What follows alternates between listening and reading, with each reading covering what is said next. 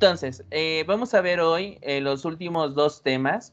El tema que vamos a ver a continuación da pie precisamente a la evidencia que comentaba Andrea, que se habilitó justo al inicio de clase, que tiene que ver con un problemario. En ese sentido, la penúltima técnica de análisis es espectroscopía de absorción infrarroja. Como su nombre lo indica, vamos a utilizar precisamente longitudes de onda pertenecientes al espectro de infrarrojo, ¿sale?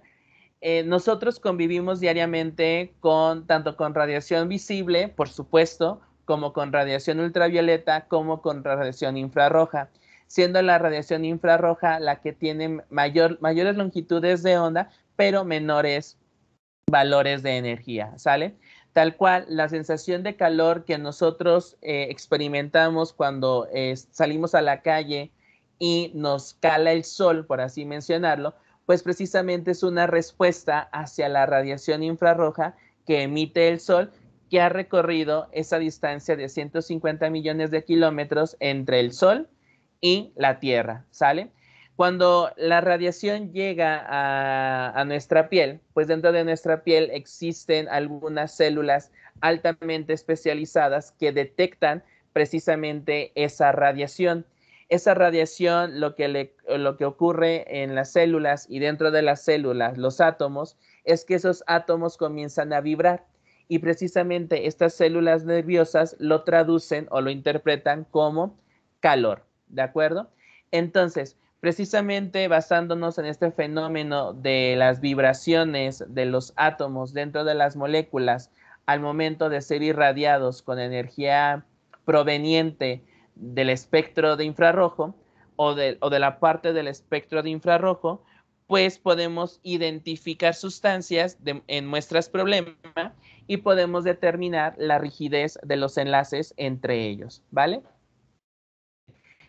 Tradicionalmente, el espectro de infrarrojo se ha subdividido en diferentes regiones, esto es, con ciertas longitudes de onda.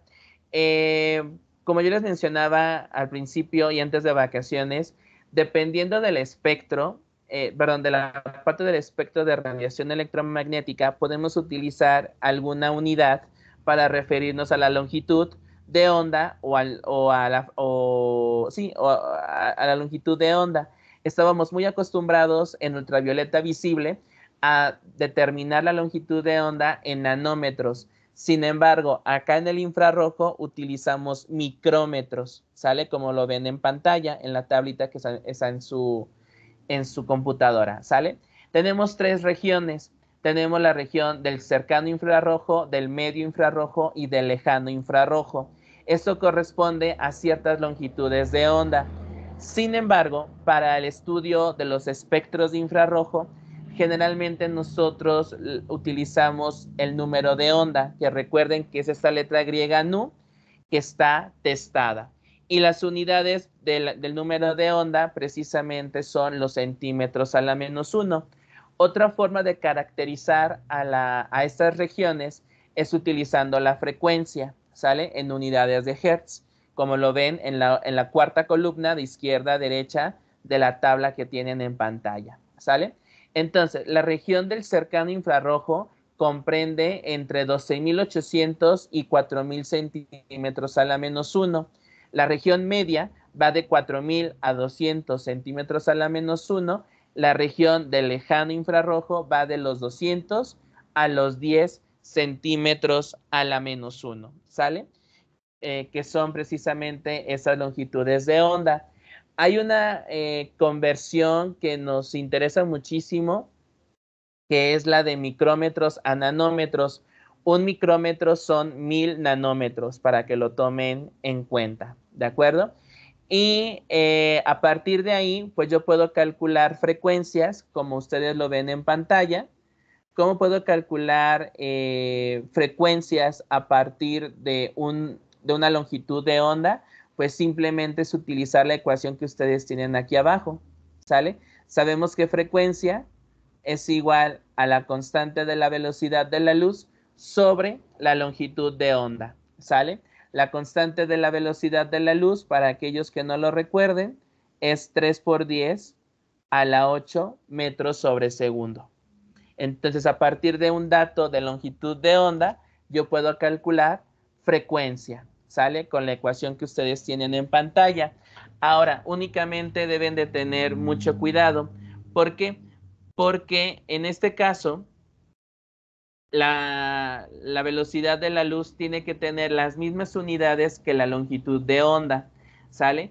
Por ejemplo, si yo introduzco una longitud de onda, no sé, en centímetros, por ejemplo, 100 centímetros, pues la velocidad de la luz tiene que tener unidades de centímetro.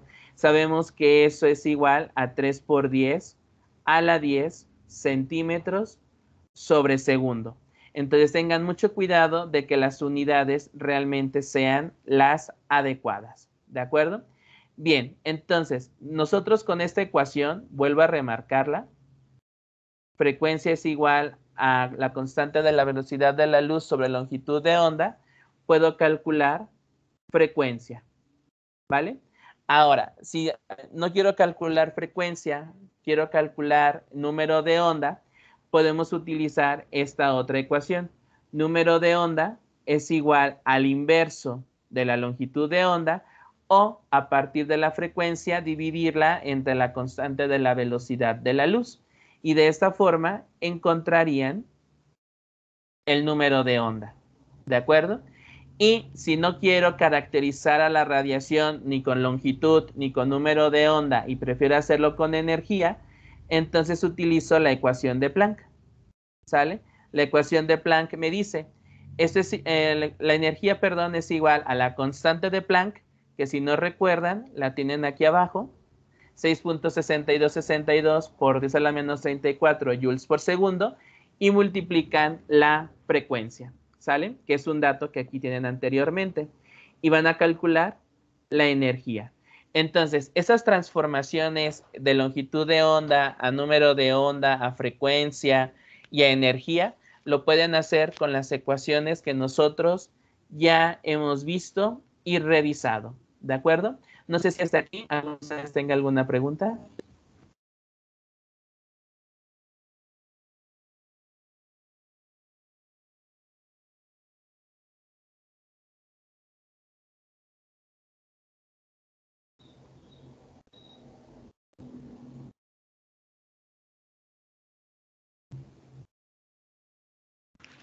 No, profe. Muy bien. Adelante entonces. La parte que más utilizamos con frecuencia es precisamente la que va de 4.000 a 670 centímetros a la menos 1. Realmente los equipos de infrarrojo nos arrojan de 4.000 a 400 centímetros a la menos 1. Esta región es muy utilizada porque aquí en la parte media del infrarrojo es donde absorben fuertemente los compuestos y a esta región le conocemos como región dactiloscópica. Más adelante lo vamos a observar, ¿sale?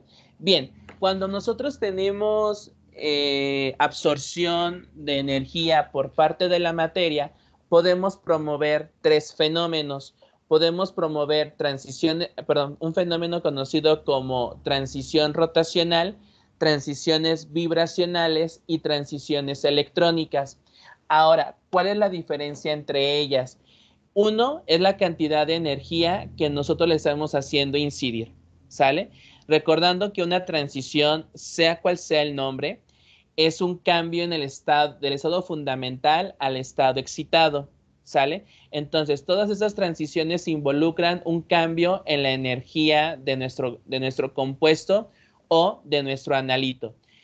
Recordemos que la materia en estado sólido pues tiene diferentes tipos de movimiento, precisamente rotacional, porque sabemos que nuestros átomos pueden girar o rotar sobre su propio eje, pueden vibrar, a pesar de que estén en posiciones bien definidas en el espacio, pueden tener este movimiento como cuando nosotros tenemos frío y precisamente comenzamos a temblar, pues justamente los átomos también lo hacen y lo que hemos visto en ultravioleta visible, que son transiciones electrónicas, que es la migración de los electrones de un orbital de menor energía a un orbital de mayor energía. Entonces, las transiciones rotacionales, vibracionales y electrónicas, lo único que hacen es aumentar la energía. En el caso de las transiciones rotacionales, lo que hace es que el giro lo haga con mayor velocidad y la vibración pues se lleva a cabo en mayores frecuencias, ¿de acuerdo? Entonces, siempre que tengamos radiación infrarroja en este caso, vamos a promover únicamente dos de estos tres tipos, que son las vibraciones rotacionales y las vibracionales, ¿de acuerdo? Bien, aquí en este esquema estamos verificando el cambio en energía con respecto al tipo de radiación que estamos haciendo incidir. Por ejemplo, aquí tenemos infrarrojo visible y ultravioleta, de izquierda a derecha, perdón. Tenemos un estado fundamental, que recordemos que son estados de mínima energía, no quiere decir que sean cero, y diferentes estados excitados. Aquí en el estado excitado que voy a puntear es el estado 1, no el estado número 2, ¿sale? Entonces, para que lo tomen en cuenta. Ahora, dentro de cada uno de los estados energéticos existirán diferentes estados vibracionales, ¿sale? Los estados vibracionales los vamos a asignar con la letra nu, sí, nu griega, ¿de acuerdo? Diferentes. Ahora, el infrarrojo, como les mencionaba, son longitudes de onda más largas, pero por lo tanto son de menor energía, recordando la ecuación de Planck. Son inversamente proporcionales. A mayor energía, menor longitud de onda. A mayor energía, perdón, a menor energía, mayor longitud de onda y justo de forma viceversa, ¿de acuerdo? Entonces, si nosotros le hacemos incidir energía comprendida en el infrarrojo, lo único que yo promuevo es que existan cambios en los estados de vibración, pasando de estados fundamentales a estados excitados, pero dentro del mismo nivel energético, ¿sale? Si yo le agrego energía del visible, lo único que hago es verificar una transición electrónica, ¿sale? Y si le agrego todavía mayor energía, como en el caso del ultravioleta, lo que yo consigo es movernos hacia estados energéticos excitados mucho más grandes, ¿de acuerdo? Ahora, dentro de cada estado vibracional existirán estados rotacionales. Los estados rotacionales únicamente son tres y son los que nos ilustra el diagrama. ¿Por qué nada más tenemos tres? Porque simplemente nosotros dentro del espacio cartesiano podemos movernos en el eje X, en el eje Y y en el eje Z. Por eso únicamente son tres estados rotacionales, ¿vale? Bien, entonces, aquí voy a utilizar ya las subdivisiones del infrarrojo en el cercano y en el medio y en el lejano. Entonces, si nosotros vemos en este esquema, y para ello voy a hacer un zoom, cada uno de los estados vibracionales tiene asociados tres estados rotacionales. Por ejemplo, el estado vibracional 0 tiene el estado rotacional 1, 2 y 3. El estado vibracional 1 también tiene el 1, 2 y 3. Pero todos estos están dentro del mismo estado energético.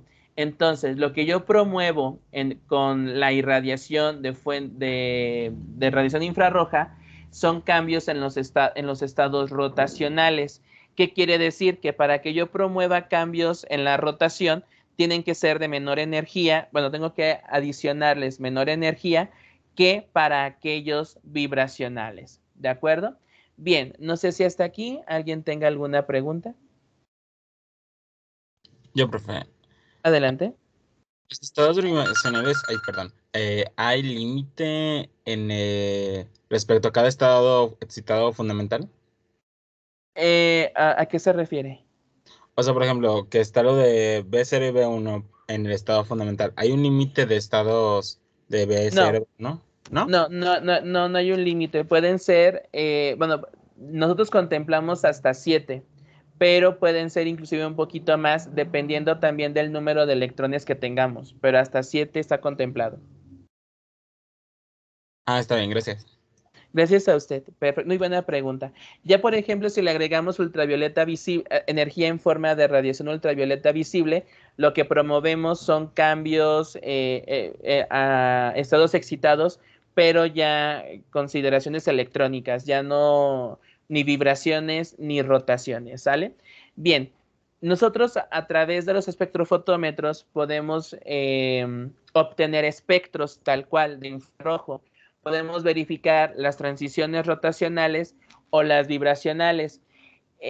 Las rotacionales, como son de poquita energía, realmente no nos dan tanta información y de hecho no es información que se utilice para análisis. Simplemente lo único que quiero mostrarles en estos espectros es que aquí a cada una de las bandas o de las líneas que observamos corresponde hacia una longitud de onda que es en donde absorbe el compuesto, ¿de acuerdo? Como les menciono, esta región se utiliza muy poco, pero al ir aumentando, la energía del propio infrarrojo, vamos a ir verificando esas transiciones vibracionales, y no solamente las vibracionales, sino también las rotacionales. ¿Por qué? Porque son de menor energía, pero como yo le estoy dando más, también van a ocurrir. Sin embargo, yo no las voy a observar, ¿sale? Porque son de menor energía. Entonces, de hecho, el espectro que nosotros vemos es conocido como espectro de máximos, espectro de bandas o espectros de envolventes, ¿sale? ¿Por qué se le conoce como envolventes? Porque involucra tanto a las transiciones rotacionales que son de menor energía, que se solapan con las transiciones rotacionales que son, perdón, las rotacionales que son de menor energía se solapan con las vibracionales que son de mayor energía, ¿sale? Y por lo tanto tenemos una estructura fina, pero no resuelta. Cuando me refiero a no resuelta, es que no podemos identificar si se refieren a vibracionales únicamente o a rotacionales únicamente. No las podemos distinguir, ¿sale? Y los espectros típicos de infrarrojo son los que vemos en pantalla. Como les mencionaba, son envolventes y podemos verificar que son muy diferentes a los espectros de ultravioleta visible. Hay 3 características que los diferencian, ¿sale? ¿Alguien me puede decir cuáles son esas diferencias, si es que las observan?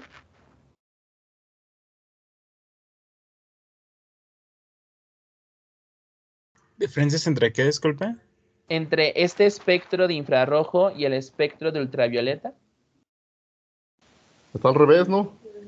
¿Qué está al revés, Rodrigo? ¿Las escalas, las variables o qué se ve al revés? Es que no sé cómo se llaman, pero digamos la línea, esta va hacia abajo y la otra va hacia arriba, ¿no? Exactamente, lo primero que vemos es esta línea que bien comenta Rodrigo, que en ultravioleta visible la teníamos en la parte de abajo, ¿sale? Y eso se debe al cambio en las variables. Ustedes saben perfectamente inglés y ¿alguien me puede traducir, por favor, esta palabra, wave number? ¿Número de onda? Número de onda. Entonces, precisamente en este gráfico o en este espectro, la segunda diferencia estriba en la característica de la radiación. En ultravioleta visible usábamos longitud de onda, ahora utilizamos número de onda, ¿sale? Y por último, la tercera se refiere a nuestra variable dependiente. En ultravioleta visible, nuestra variable dependiente era la absorbancia. En este caso, ¿cuál es la variable dependiente de este gráfico o de este espectro que está aquí? ¿La transmitancia? Exactamente, y no solo transmitancia, sino porcentaje. Entonces, esas son las 3 diferencias entre los espectros de ultravioleta y los espectros de infrarrojo, a pesar de que los dos son del tipo absorción, porque medimos la energía absorbida, ¿de acuerdo? Entonces, si nosotros verificamos, estos envolventes tienen un máximo, ¿sale? Y ese máximo, que lo voy a verificar aquí, está asociado a un número de onda. Entonces, precisamente los espectros de infrarrojo, para lo que más nos sirven son para identificar sustancias, como se los comentaba hace unos momentos.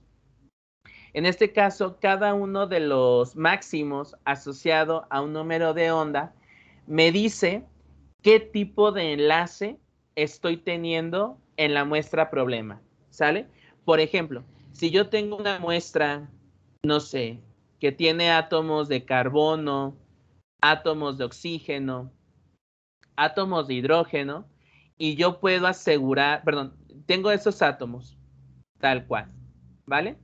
Y tengo una banda, por ejemplo, esta banda, a un máximo de absorción, que la longitud de onda, perdón, el número de onda nos dice que es 3224, por ejemplo.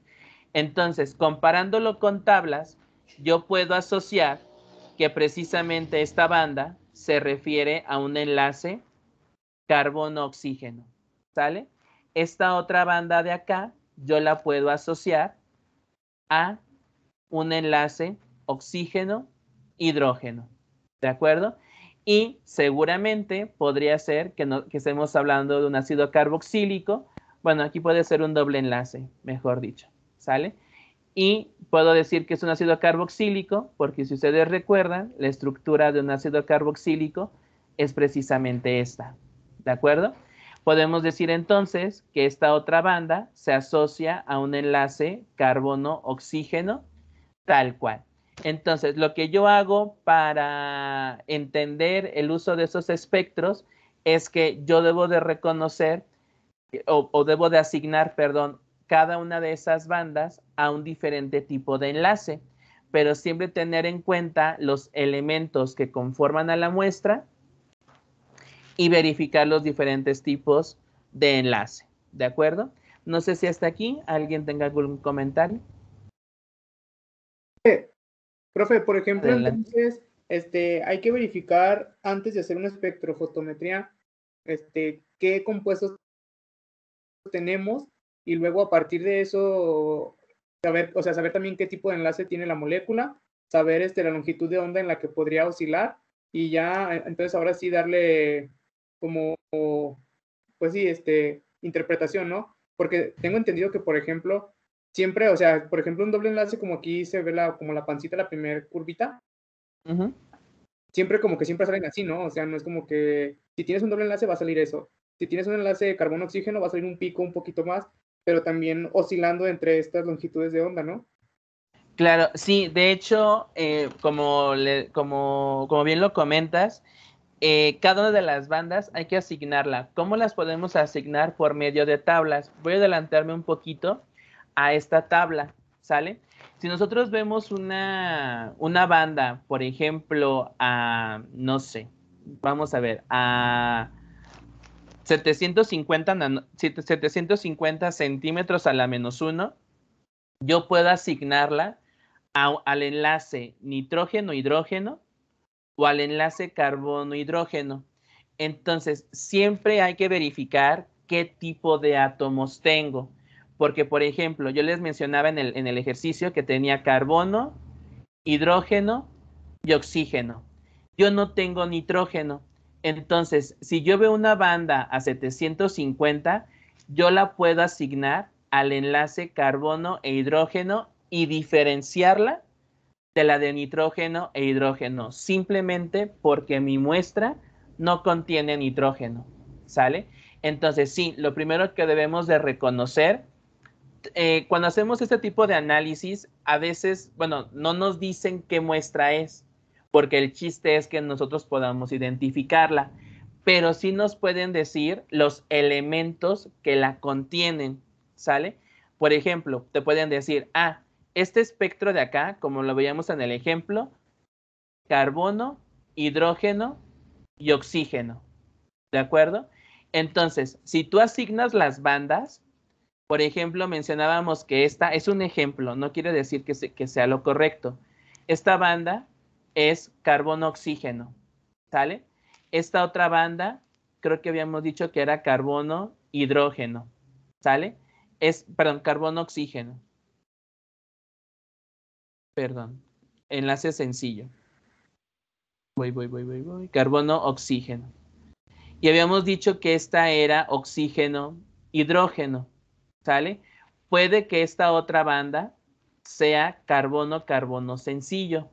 Entonces, Profe, no sé si es mi internet o la conexión, pero es que yo sigo viendo la tabla de absorción de infrarrojo. O sea, ahí no sé, se me quedó congelado. no sé los demás. Chicos, Yo ¿en estoy qué? viendo la gráfica y Sí, los elementos que está poniendo. sí, tal vez hay que esperar un momento Sí, estamos viendo lo que dice transición vibracional. vibracional. Muchísimas gracias. Ah, de Eso hecho es, acabo de cambiar. Gracias, profe. no, ¿de qué? Entonces, yo puedo asignar los diferentes enlaces. Esta técnica, desafortunadamente, necesita de otras técnicas asociadas para poder determinar la estructura, pero nos podemos dar una idea, ¿sale? Entonces, siempre voy a verificar los elementos que contiene la muestra y a partir de los enlaces que yo veo en el espectro con respecto a la tabla de absorción, yo puedo dar presuntivamente la estructura química. Yo aquí, por ejemplo, les puedo decir, ok, tengo un carbonilo, entonces aquí lo puedo ver, ¿sale? Ahora tengo un enlace sencillo con oxígeno y tengo un hidrógeno. Y además de esto, tengo un enlace carbono-carbono. Entonces, yéndonos a nuestra nomenclatura de química orgánica, puede ser un ácido carboxílico, ¿de acuerdo? Ya, por ejemplo, si vemos otras señales, por ejemplo, supongamos esta, nos puede decir que es un benceno, ¿sale? Entonces, ya no es un ácido carboxílico como tal. Entonces, dependiendo de las señales que yo vea, yo puedo ir determinando la estructura real de este compuesto. ¿Qué sucede?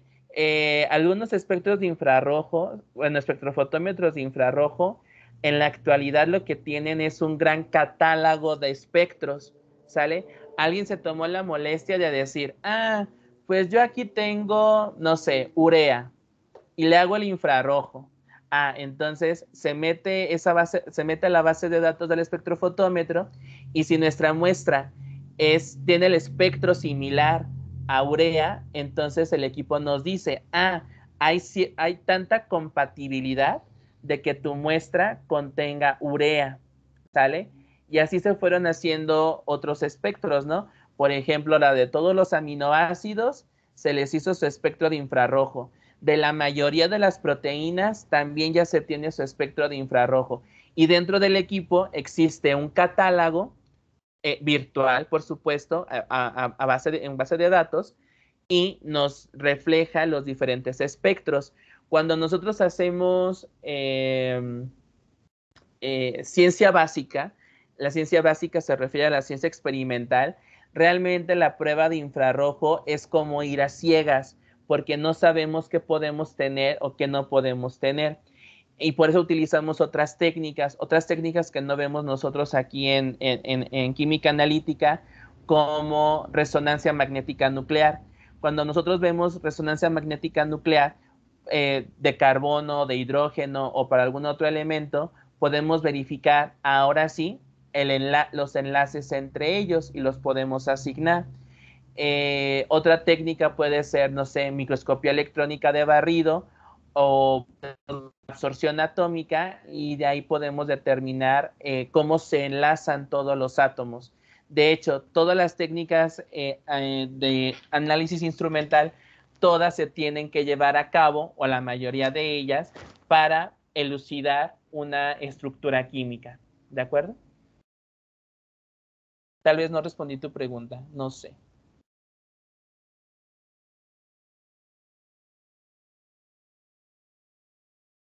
Pero la idea es esa, que a partir de que nosotros tengamos un espectro, podamos asignar las bandas y decir qué tipo de enlace es, ¿de acuerdo? Ahora, este espectro que nosotros vemos se debe a los diferentes tipos de vibración que puede sufrir la materia, ¿sale? Si nosotros vemos el ejemplo más sencillo, que es el enlace entre dos diferentes átomos, pues lo que hace la radiación la radiación de infrarrojo es precisamente al momento de hacerla incidir es en el alargamiento del enlace, ¿de acuerdo? Porque estamos partiendo de un nivel fundamental de baja energía y cuando absorbe la radiación, pues pasa a un nivel excitado de alta energía, ¿sale? Sabemos entonces que las posiciones relativas de los átomos dentro de las moléculas no son fijas, sino que tienen movimiento de rotación, movimiento de vibración, etcétera, ¿sale? Entonces, de esta manera podemos verificar que al momento de irradiar energía en forma de radiación infrarroja, lo que sucede es un cambio en la vibración que tiene que ver con los enlaces, ¿sale? Entonces, generalmente para moléculas sencillas, en donde tenemos 2 a 3 átomos, en donde tenemos de 2 a 4 enlaces, pues realmente podemos asignar cada una de las bandas a un tipo de enlace, como por ejemplo en la molécula de dióxido de carbono.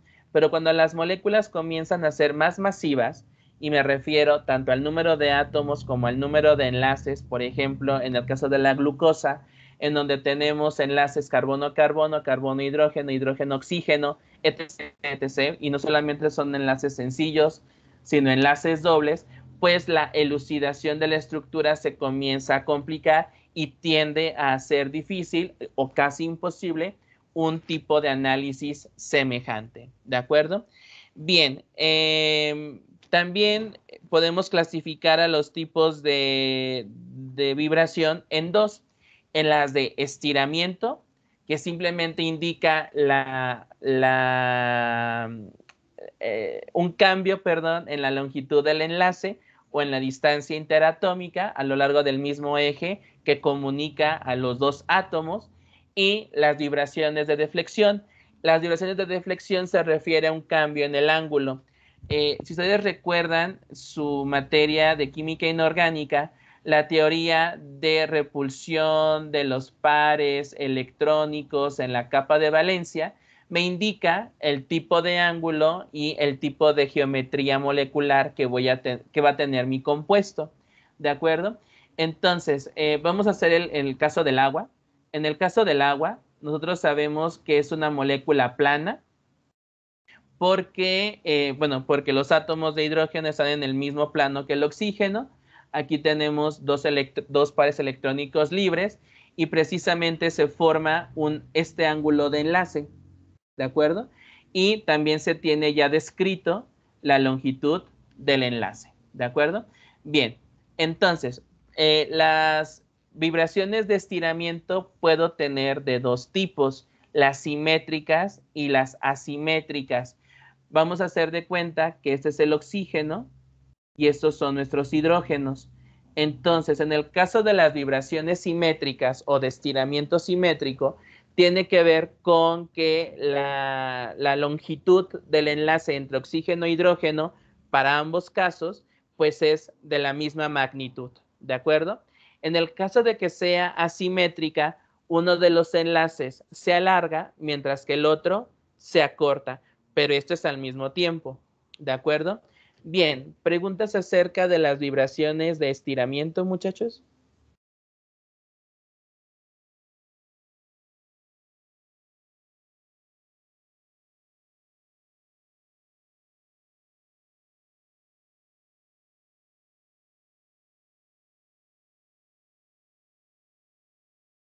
¿No?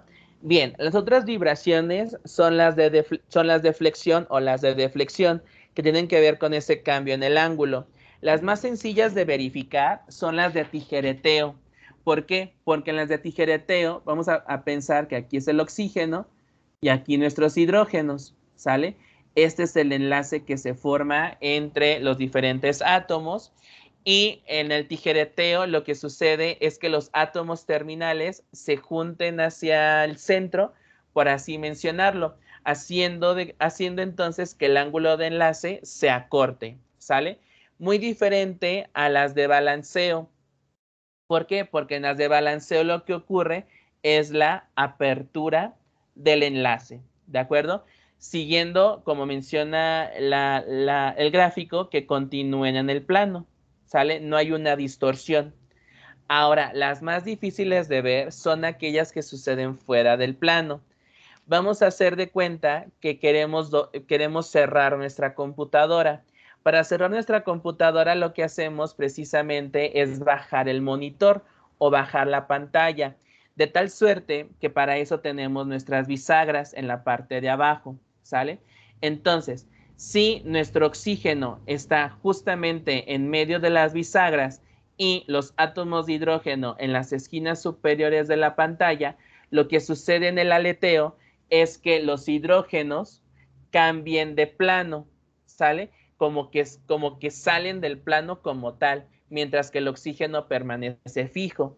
En el caso de torsión, el oxígeno permanece en su posición original y existe un movimiento hacia atrás y hacia adelante al mismo tiempo, de tal suerte que se distorsiona, ¿sale? Los signos positivos en este ejemplo nos indican que vamos hacia adelante y los signos negativos hacia atrás, ¿de acuerdo?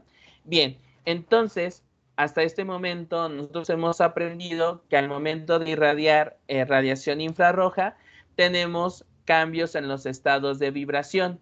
Los diferentes estados de vibración me dan lugar a un espectro de envolventes y a cada uno de los máximos corresponde un tipo de absorción en particular. Sabemos que tenemos diferentes tipos de vibraciones, en particular de estiramiento y de flexión, ¿sale? Las de estiramiento son simétricas o asimétricas y las de flexión pueden ser balanceo, tijereteo, torsión o aleteo, ¿de acuerdo? Bien, ¿algún comentario, pregunta hasta este momento, chicos?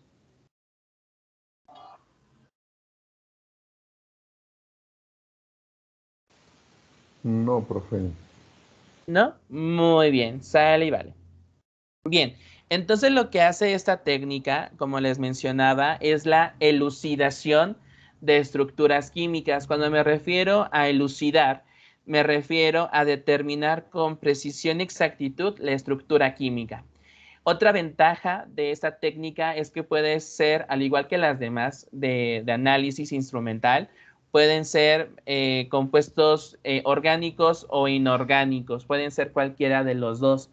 Lo que se hace entonces en este tipo de estudios es identificar cada banda de absorción y con identificar me refiero a verificar la absorción máxima en número de onda y compararla con tablas de absorción, ¿sale? De esta manera podemos generar un espectro conocido y podemos comparar con un catálogo, ¿sale? Y podemos reconocer si tenemos o no la muestra, tenemos o no un compuesto en la muestra problema.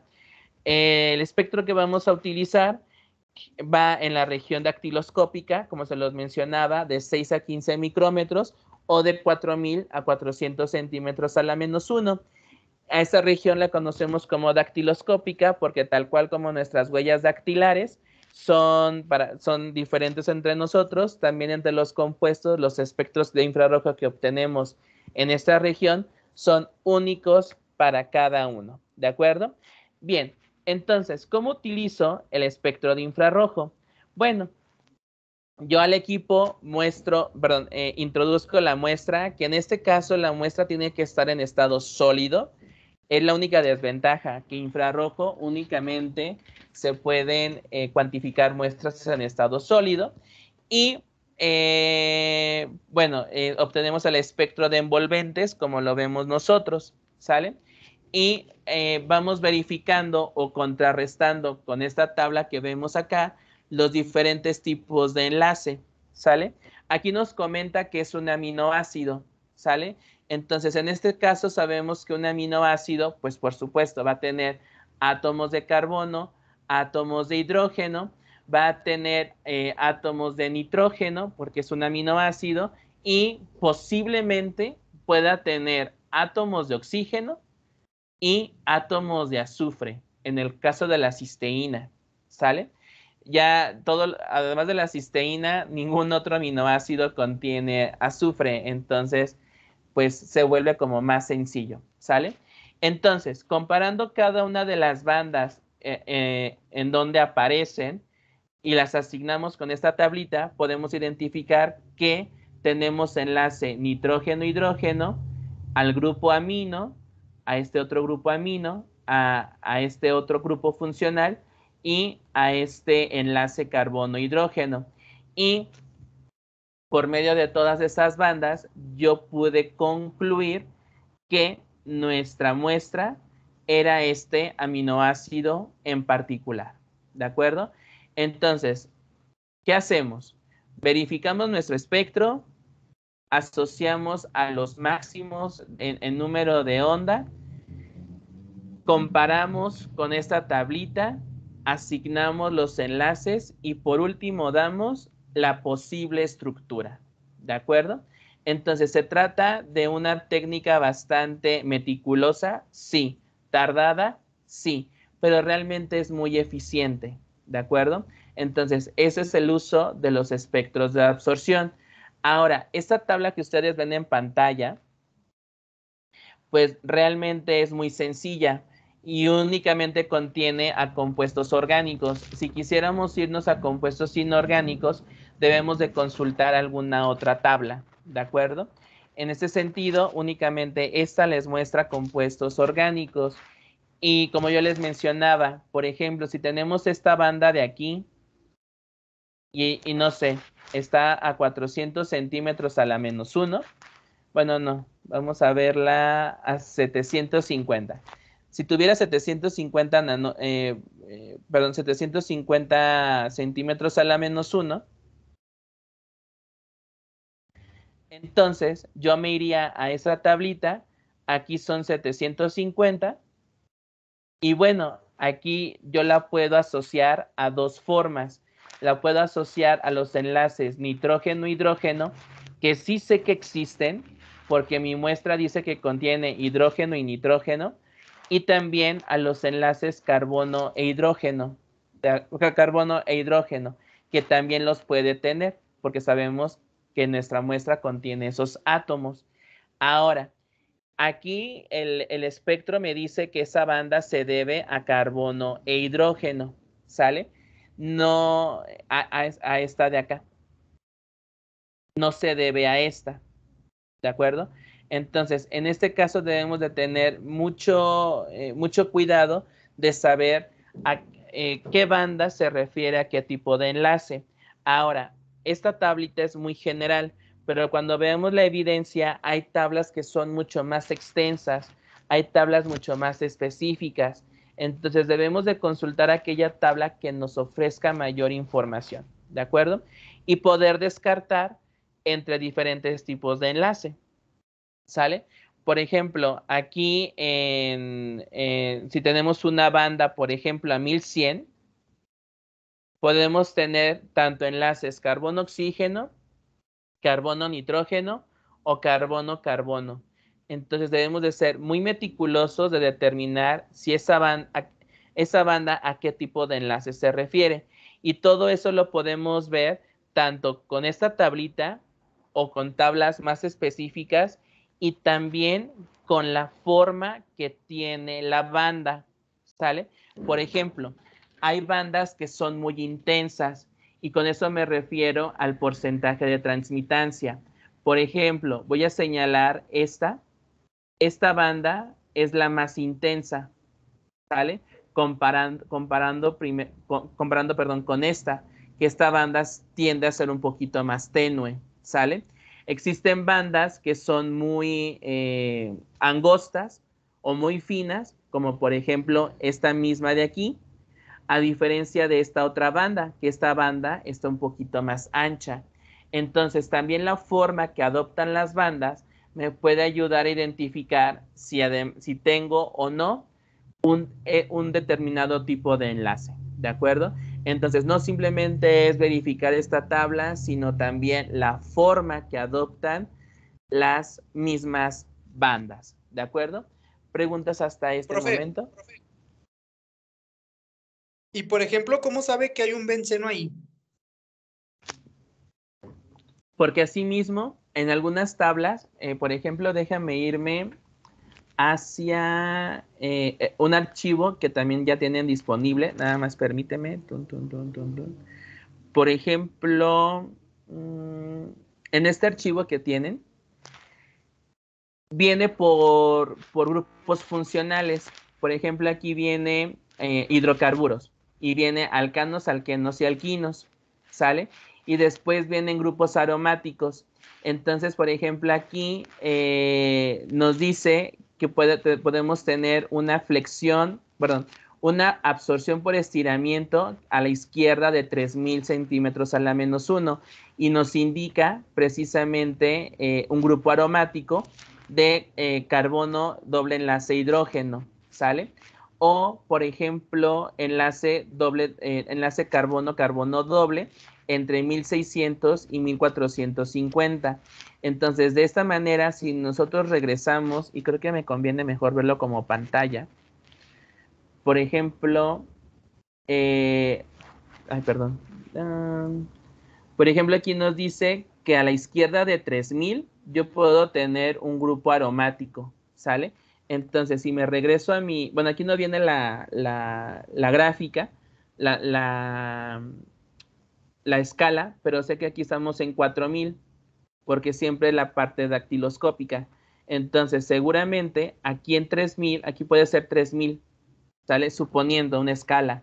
Entonces, esta banda la identifica como nitrógeno-hidrógeno, pero seguramente por la cuestión de la escala, tal vez esta banda que observo aquí se refiera a un grupo benceno.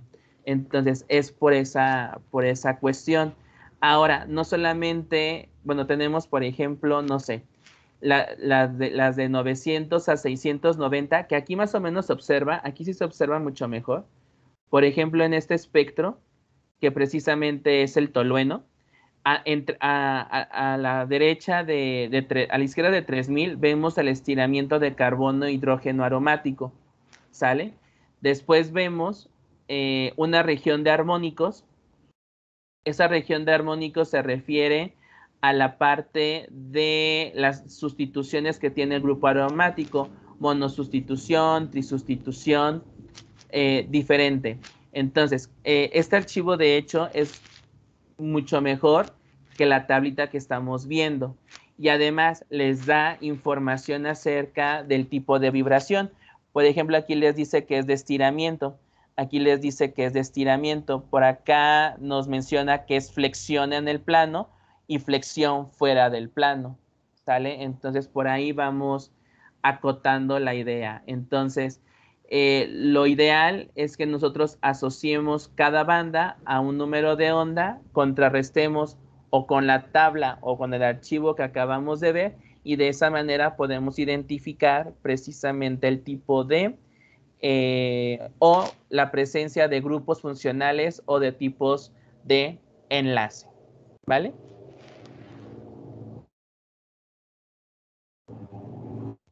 Sí, profe, muchas gracias. No sé si respondí tu pregunta. Sí, Muy bien. como que uno puede interpretar una cosa, ¿no? Y ser otra. Sí, es por eso que precisamente esta técnica se tiene que ayudar de algunas otras para elucidar de forma correcta, ¿sale? Sobre todo esa técnica con resonancia magnético nuclear se acopla bastante bien para tener como toda la idea. Pero por sí sola no podemos asegurar al 100% que la estructura que estemos proponiendo sea la correcta. Podemos tener errores.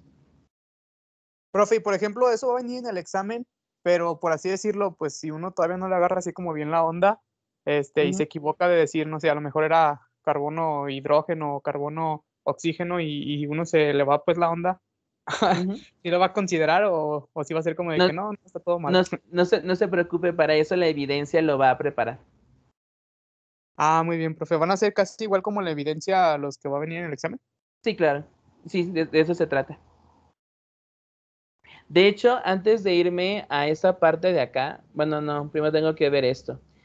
Por ejemplo, el problema que vamos a ver a continuación habla acerca de la asignación de bandas y de los tipos de enlace. Entonces, más adelante vamos a ver un ejemplo, ¿sale? Bien, entonces las vibraciones las podemos estudiar desde dos puntos de vista, de la mecánica clásica o desde el punto de vista de la mecánica cuántica. Para la mecánica clásica, que precisamente son todas las leyes de Newton y que de hecho ustedes ya han visto, pues vamos a tomar a una molécula diatómica para su estudio. En este caso es el ácido clorhídrico, ¿sale? Y justamente el enlace, perdón, la vibración entre ellos tiene un movimiento armónico simple o más, como lo han visto ustedes en su física precisamente de primer cuatrimestre, ¿de acuerdo? Entonces, al momento de irradiarle radiación infrarroja, lo que sucede es que ocurre un estiramiento y precisamente para modelar al enlace químico, que es la fuerza de unión entre esos dos elementos, pues precisamente es un resorte, ¿de acuerdo? Y si por precisamente la ley de Hooke me ayuda a determinar esa constante del resorte, que es indicio o indicativo de las fuerzas que podemos, perdón, de la fuerza de restauración, tal cual. Y recordemos que la ley de Hooke es esta ecuación de aquí. F es igual a menos KY, en donde la constante de fuerza es K y Y es la distancia de estiramiento, ¿de acuerdo? Ya con este diagrama de cuerpo libre que tienen ustedes, pues se puede deducir el signo negativo de la ecuación y nada más comentando que el signo negativo indica que la fuerza se trata de una fuerza restauradora y que siempre la dirección de la fuerza se opone a la dirección del desplazamiento, ¿de acuerdo? Es un producto cruz, ¿vale? Y la fuerza tiende a regresar a la fuerza que estamos aplicando tiende a regresar a la masa a su posición original. Ya ahorita les hablo de muchos conceptos físicos porque ya llevan todas esas cuestiones, ¿de acuerdo? Y asimismo, a tener o al comportarse, perdón, como un oscilador armónico, podemos calcular la energía potencial del resorte. En este caso, la energía es igual a un medio de la constante por el desplazamiento elevado al cuadrado. Como sabemos que para los enlaces químicos, para que pueda ocurrir una vibración, un estiramiento o una deflexión, tiene que tener una cantidad de energía específica que la podemos colocar en términos de frecuencia de vibración, entonces podemos calcularla de la siguiente forma. La frecuencia de absorción característica es igual, vamos a tomar esta, 1 sobre 2pi por la raíz cuadrada de la constante de fuerza del enlace por M1 más M2 entre M1 y M2. Mu es la masa reducida. Más adelante se las voy a mostrar, ¿sale? Y pues la frecuencia de vibración molecular, que es lo que se hace en particular, se calcula con esta ecuación. Luego de sustituir las masas M1 y la masa M2 contando los átomos que conforman al enlace. ¿Qué quiere decir? Que nosotros podemos predecir, por ejemplo, si yo tengo un enlace carbono-oxígeno, con esta ecuación yo puedo predecir la frecuencia de absorción, ¿sale? Si conozco la constante de fuerza del enlace, ¿sale? ¿Por qué? Porque M1 y M2 son las masas atómicas expresadas en kilogramos de este enlace, ¿de acuerdo? Entonces, de esta forma, yo puedo predecir, en dónde se va a verificar esa banda de absorción. Generalmente esto no se hace porque ya es algo como bastante trivial. Y bueno, para que ocurra realmente una absorción en el infrarrojo, pues tenemos que ver desde el tratamiento de la mecánica cuántica.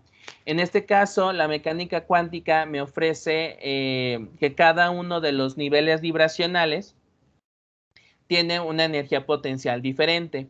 Esa energía la voy a calcular por medio de esta ecuación, en donde nu es el nivel de energía o el número cuántico vibracional, que aquí en este caso vamos de 0 a 6, pero como se los comentaba anteriormente, puede ser un número infinito. ¿Qué quiere decir? Que precisamente para que ocurra absorción en el infrarrojo o en cualquiera de los espectros diferentes, pues necesita adquirir una determinada cantidad de energía que le conocemos como energías discretas. Y para promover precisamente un cambio de un estado vibracional a otro, siempre tiene que absorber la cantidad de H por la frecuencia de vibración, ¿de acuerdo? Como lo tenemos en este otro lado. Aquí los diferentes estados vibracionales van de 0 a 5. Cada uno de ellos tiene una energía vibracional que precisamente la calculo con esta ecuación de aquí. Por ejemplo, para el estado fundamental nu igual a 0, la energía es igual a 1/2 de la constante de Planck por la frecuencia de vibración. El estado vibracional número 5 es igual a 11/2 de la constante de Planck por la frecuencia de vibración. Y para yo promover una transición vibracional de 0 a 1, pues necesita absorber esta cantidad de energía, ¿de acuerdo? Que es igual a la constante de Planck por la frecuencia de vibración. Si yo quiero pasar del estado vibracional 1 al estado vibracional 2, también tiene que absorber esta energía y así sucesivamente, ¿de acuerdo? Bien.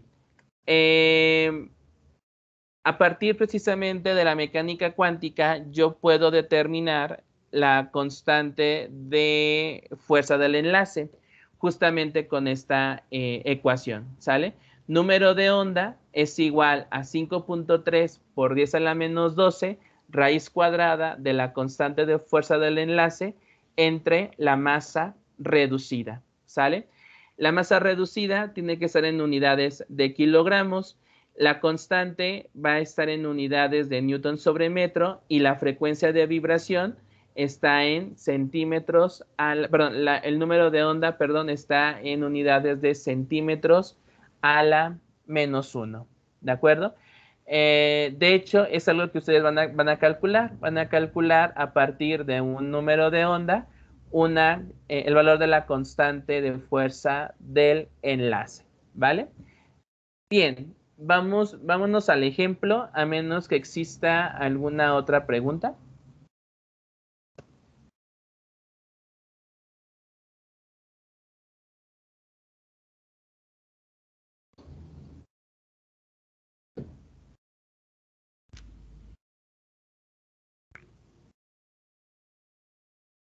Profe, Adelante. de hecho, le iba a preguntar hace ratito, pero ya no pude. Dígame.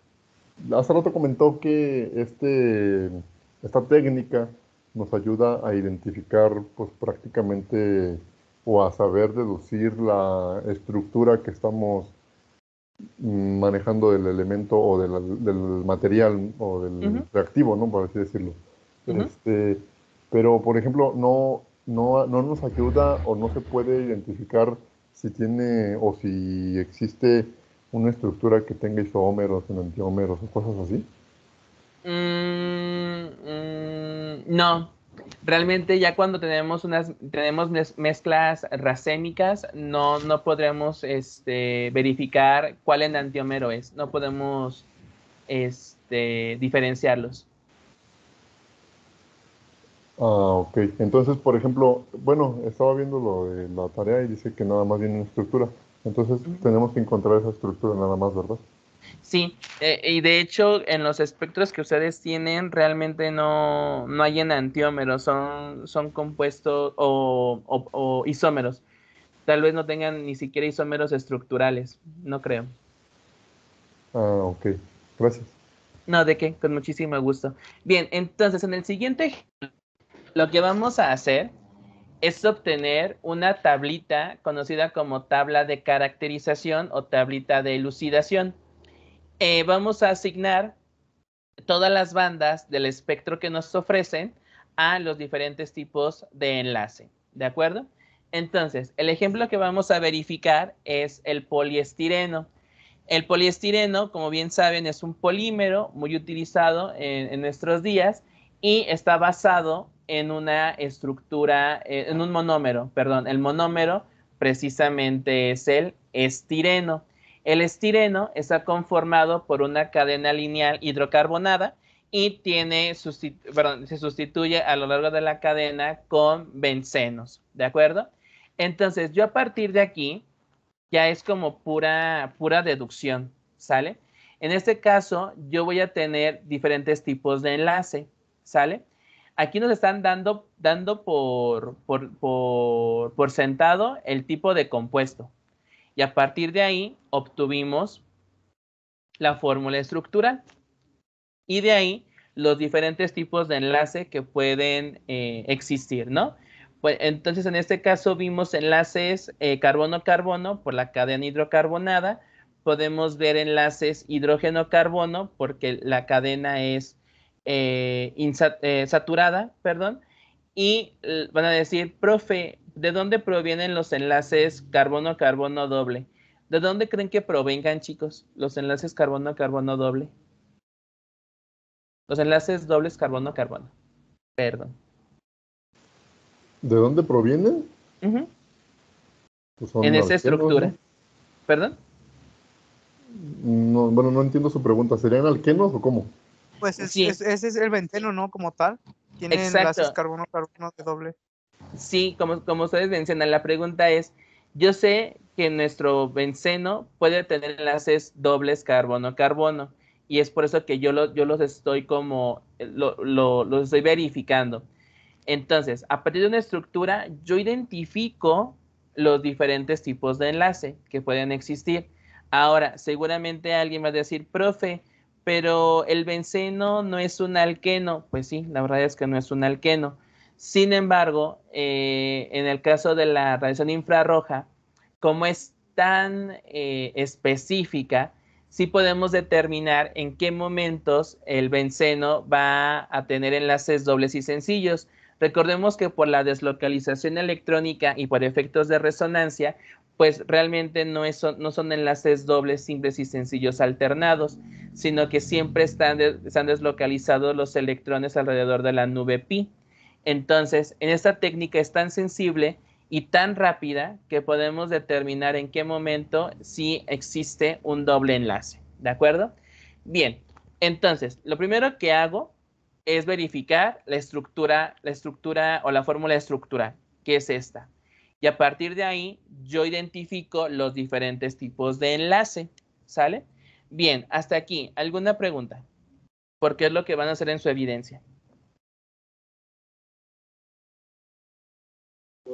Pero a ver, profe, entonces, o sea, es que no me logro convencer. O sea, si tengo un doble enlace, puede que sea doble enlace en la línea o doble enlace en un ciclo, ¿no? Sí, pero aquí, por ejemplo, en tu cadena hidrocarbonada del poliestireno, tú no ves dobles enlaces carbono-carbono. Es decir, aquí no hay enlaces carbono-carbono dobles, solamente hay sencillos, pero en el benceno sí los puedes observar. Entonces, por ejemplo, le decía, en la evidencia, como usted hace mención ahorita, ya nos da el nombre. Entonces, Sí. eso nos ayuda a que nosotros digamos, está aquí está aquí el otro.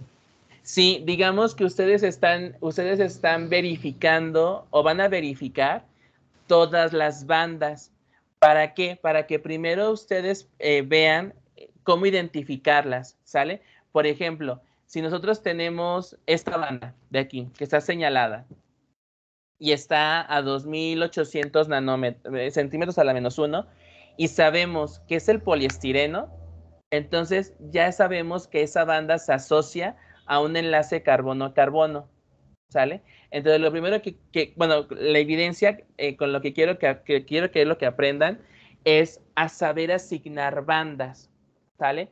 Por eso es que yo les doy el nombre, para que ustedes no vayan a ciegas. ¿Por qué? Porque si yo les digo, aquí tienen este espectro, ¿sale? Y que me digan la estructura, pues sería muy difícil y de hecho me sorprenderían mucho si me dijeran que es poliestireno, ¿sale? Porque como les acabo de comentar, con no es indicativo o no es tan sencillo o no podemos asegurar al 100% que es la estructura que les digo. Entonces, realmente la evidencia sobre qué va, sobre que nosotros podamos asignar bandas y podamos diferenciarlas, ¿de acuerdo? Podamos decir, esta banda que se observa es del enlace carbono-oxígeno. Esta banda de acá es de carbono-nitrógeno. Y sí, tal cual, yo la estoy viendo en mi estructura, ¿de acuerdo?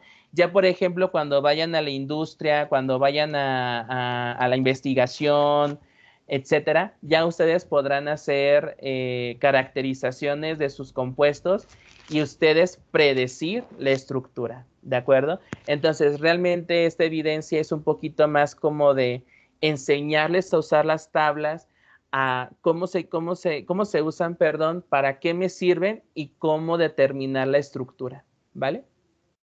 Aquí lo único que quiero que hagan es asignar bandas. Ah, y calcular la constante de fuerza. Es lo único que quiero que hagan. No sé si me di a entender. Sí, sí, profe. Aquí. Vale, entonces, se introdujo una muestra de poliestireno al espectrofotómetro y obtuvimos este espectro de infrarrojo, ¿sale? En este espectro de infrarrojo, pues se ven un montón de bandas, ¿de acuerdo? Yo no las voy a asignar todas, pero ustedes en su evidencia las tienen que asignar todas. ¿Por qué? Porque si dejan de asignar una, tal vez pierdan información acerca de la estructura. Yo, para no tardarme con todo el espectro, únicamente estoy tomando algunas de ellas. Yo las estoy identificando con números romanos, pero ustedes las pueden identificar con letras, con dibujitos, etcétera, ¿sale? Entonces, lo que yo voy a crear, como les mencionaba, es una tabla de elucidación. En esa tabla de elucidación, lo primero que yo hago es nombrar a las bandas 1, 2 y 3. Y de acuerdo con el espectro, verifico su absorbancia máxima. ¿Cómo verifico la absorbancia máxima? Pues viendo en dónde está ubicado el máximo, ¿sale? Por ejemplo, aquí aproximadamente está en 2900 centímetros a la menos 1. La banda número 2 está a 1600 y la banda número 3 yo la asigné a 1040, ¿de acuerdo? Entonces, así es como estoy rellenando o completando esa tabla. Número de onda directamente del espectro, ¿de acuerdo? Preguntas hasta este momento, chicos. Profe, Adelante. por ejemplo, aquí va a variar, depende de nuestra perspectiva en la escala, ¿no? Porque a lo mejor el equipo 1 dice, no, pues está en tal número, y el equipo 2 puede variar con 50, 100. Ahí lo va a revisar respecto a su perspectiva o va a dar como un rango de aceptación.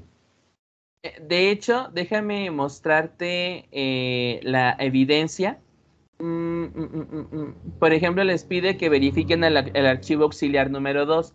Entonces, lo que hace realmente el espectro es que a ustedes, bueno, depende de los comandos que le den o la instrucción que le den al equipo, a ustedes el espectro se los da así, ¿sale? Ya les dice el número de onda. Entonces, ya no es necesario como interpolar para saber el número de onda correspondiente. Yo, porque el espectro que estamos observando es pues digamos que no lo asigné como aquí. Pero si ves todos los espectros, pues ya están asignadas todas las bandas a los diferentes números de onda. Entonces ya no hay como pierde en ese sentido, ¿vale? Ah, sí, cierto, no me acordaba que ya estaban ahí. Entonces, pues no hay error, ¿verdad? Ahí no hay error. Y justamente así se hizo para que no tuviéramos ese tipo de controversias, por así mencionarlo, ¿vale? Sí, Bien, gracias. entonces, gracias por la aclaración, Rodrigo. Bien, entonces, a partir del número de onda, ay, se ve muy feo, déjenme salirme del modo completo, porque no me había salido. Ahora sí. Perdón, ahora sí. A través del número de onda, que lo determinamos directamente con el espectro, vamos a calcular la frecuencia. Y para calcular la frecuencia utilizamos la ecuación que ustedes tienen abajo. Por supuesto, es necesario despejar. Entonces, frecuencia es igual a número de onda por la constante de la velocidad de la luz. Aquí yo lo que les comento, perdón, es que tengan mucho cuidado con el valor de la constante para que las unidades se puedan simplificar y podamos tener unidades de hertz, ¿de acuerdo? Si nosotros tenemos el número de onda expresado en centímetros a la menos 1, la velocidad de la luz tiene que estar en unidades de centímetro por segundo, ¿de acuerdo? Entonces, de esta manera, la tablita de frecuencia, ustedes la pueden ir llenando, ¿vale? Y asimismo con la energía, a partir de la ecuación de Planck, energía es igual a la constante de Planck por la frecuencia, calculan la energía y pueden completar la tabla, perdón, la columna número 4, ¿sale? Eso únicamente son conversiones entre variables, ¿vale? No sé si hasta aquí tengan alguna pregunta, chicos.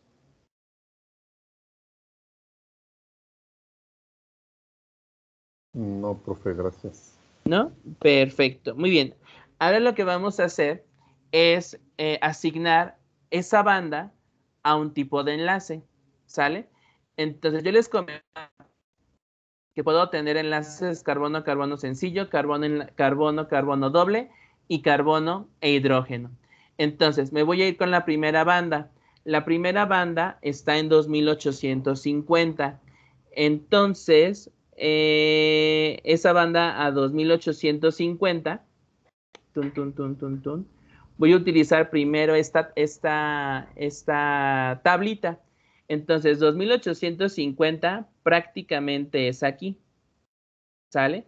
Entonces, si yo hago una línea vertical, pues yo verifico que hay una absorción referida al enlace carbono e hidrógeno, ¿sale? Tengo ese enlace. Y además me dice el tipo de vibración, me dice que es alargamiento, ¿de acuerdo?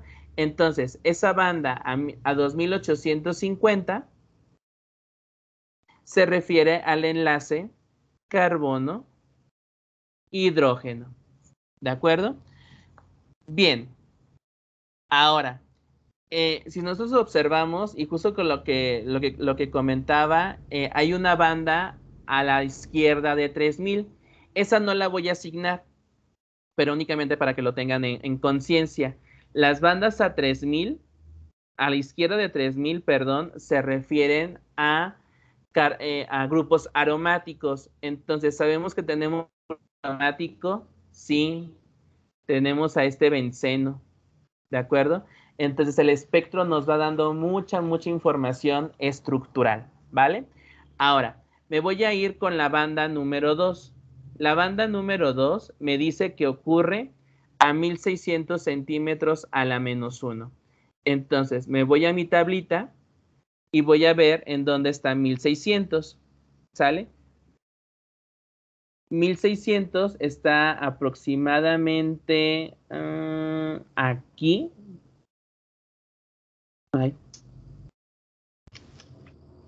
Aquí.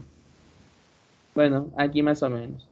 Entonces, en 1600, pues puedo tener absorción del enlace carbono-carbono doble, o también podría tener de nitrógeno a hidrógeno, pero nuestra molécula, es el estireno, no tiene no tiene nitrógeno, enlaces nitrógeno-hidrógeno, entonces esta la descarto y por lo tanto asigno esa banda como un enlace carbono doble carbono, y además el tipo de vibración es de alargamiento, ¿de acuerdo?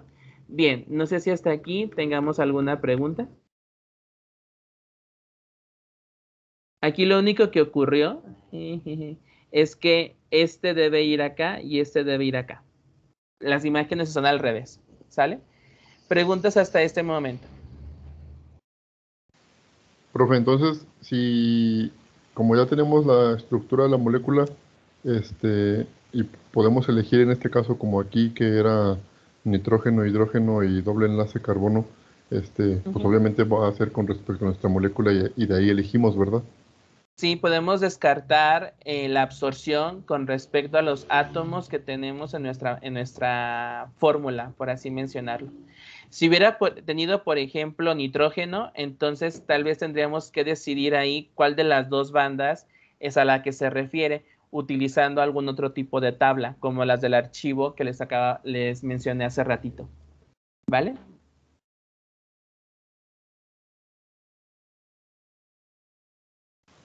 Profe, ¿Mande? entonces, si llegara a haber algún ejercicio así, en ese caso, y tenemos que auxiliarnos del otro archivo, De pues sí, hecho, les conviene más utilizar el otro archivo, ¿sale? ¿Por qué? Porque esta tablita es muy general, ¿sale? Entonces, tal vez no encuentren toda la información para asignar todas las bandas. Es por eso que el archivo que les comentaba se vuelve su fuente de información más fidedigna, además de esta tabla. ¿y por qué mejor Es no decir, este ejemplo lo hacemos con el otro archivo, profe? Para saber más o menos cómo usarlo. porque es igual, pero si quieres lo hacemos. Por ejemplo, aquí sabemos que poliestireno pues tiene una cadena hidrocarbonada. Entonces, déjenme moverme de aquí. Descartar. Entonces, vámonos a ver la pantalla completa. Tenemos tenemos una banda a 2850. Y si nosotros nos vamos a este archivo, pues sabemos que se refiere a un alcano, ¿sale? Los alcanos tienen, bueno, vámonos hasta acá, a un hidrocarburo. Entonces, en los alcanos tenemos precisamente enlaces sencillos carbono-carbono cuando los carbonos tienen hibridación sp3. Entonces, sabemos que entre 2800 y 3000 existe una banda que se refiere a enlace carbono-hidrógeno. Es lo mismo que acabamos de ver nosotros. ¿De acuerdo? No sé si más o menos queda claro. Sí, sí, profe. ¿Sale? Ahora vamos a ver el enlace carbono-carbono. Entonces, bueno, aquí nos dice, hay una banda, en alcanos la absorción ocurre a la derecha de 3000, lo que acabamos de ver, ¿sale? Vamos a ver los enlaces carbono-carbono, si es que aparecen. Bueno, eso no es un alqueno, entonces ni para qué fijarnos.